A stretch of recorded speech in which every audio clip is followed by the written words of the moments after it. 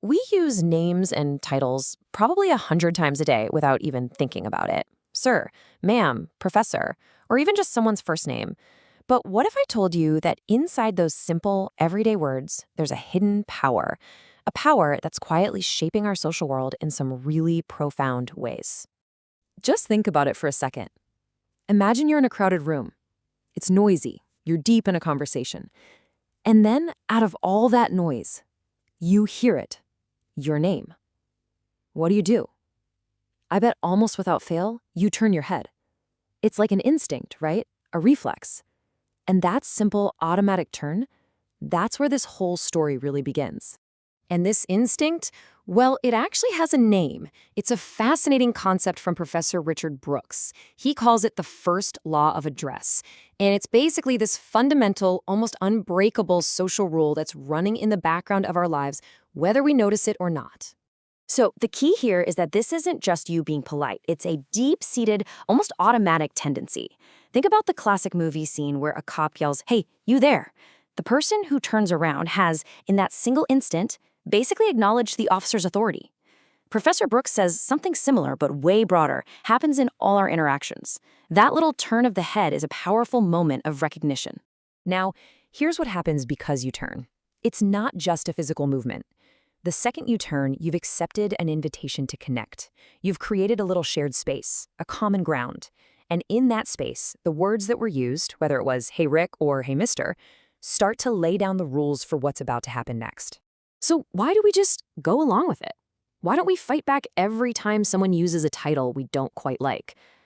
Honestly, the answer is simple. We're all busy. Life is complicated enough, right? We just don't have the time or energy to argue about every little social detail. It's so much easier to just comply. And this creates what Professor Brooks calls a gentle power. This soft, constant pressure to just accept the roles and statuses that people suggest when they address us. To really get how this gentle power works, especially when there's no law to back it up, Professor Brooks gives us this brilliant and kinda unexpected comparison. It's between the titles we use for people and the titles that are attached to a piece of land. So, for decades, in the US, a lot of property deeds had these things called racially restrictive covenants. They were basically private agreements that said you couldn't sell or rent a home to people from certain racial groups. This timeline here shows the big moment. In 1948, the Supreme Court case Shelley v. Kramer said, okay, courts can no longer legally enforce these things. And this is where things get really interesting. If you couldn't take someone to court over these covenants anymore, why on earth would you even bother putting them in the paperwork?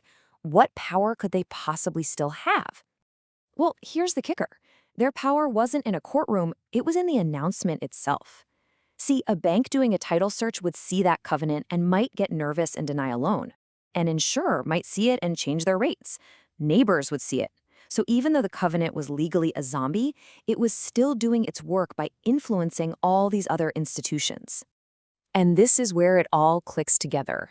Just like those legally dead land covenants, the titles we use for each other, sir, doctor, boy, they act as announcements. They signal a person's status, they tell us how we're expected to behave, and they have real power, not because of a court, but because of social and economic pressure. Okay, but hold on. Is this power really unique to the way we address people, or is this just how language works in general? Professor Richard McAdams offers a really compelling challenge to this whole idea that address is so special. McAdams basically asks, are we giving way too much credit to the specific act of calling someone a name, or is the real power coming from broader social rules about how we're supposed to communicate? He breaks it down with two key questions. First, is this power of address really all that pervasive? I mean, McAdams points out that we get along just fine without it constantly. You can order a whole meal at a drive-thru without ever using a name or a title. And second, is its power truly distinctive? He argues that the pressure we feel to answer someone comes from a general rule. It's just rude to ignore someone talking to you, not from the specific power of being called sir or whatever. So we've got a great debate on our hands. Is address a special kind of power or not? Well, the answer seems to snap into focus when we look at those moments when the words themselves become the center of a fight. This is where Professor Helen Norton's work gives us a huge clue. She says that we see the real power of address most clearly when people are actually fighting over it, in what she calls address conflicts. These are the moments when all the hidden stakes suddenly become very, very visible. Take this quote from the late Justice Antonin Scalia. He saw the push for gender-neutral language as just a distracting fad, a rejection of what he saw as a meaningless tradition. To him, the word he had no special power. But of course, to many others, that same word carries the weight of exclusion. It reinforces an old hierarchy. The conflict here is over whether the word even has meaning. Then you get conflicts where everybody agrees the title is incredibly important. Back in 1789, Congress had this huge debate over what to call the president. John Adams was pushing for fancy, royal-sounding titles like His Highness because he thought it would establish authority. But James Madison argued for a simpler title, to make it clear that this was a democratic leader, not a king. The fight wasn't if the title mattered, but what it should mean. And that is the absolute key. In these high-stakes fights, a term of address stops being just a polite suggestion. It becomes a command. It's speech that actively does something. It assigns a status, it includes or it excludes, it props up or it tears down a power structure. It literally changes the reality of the situation.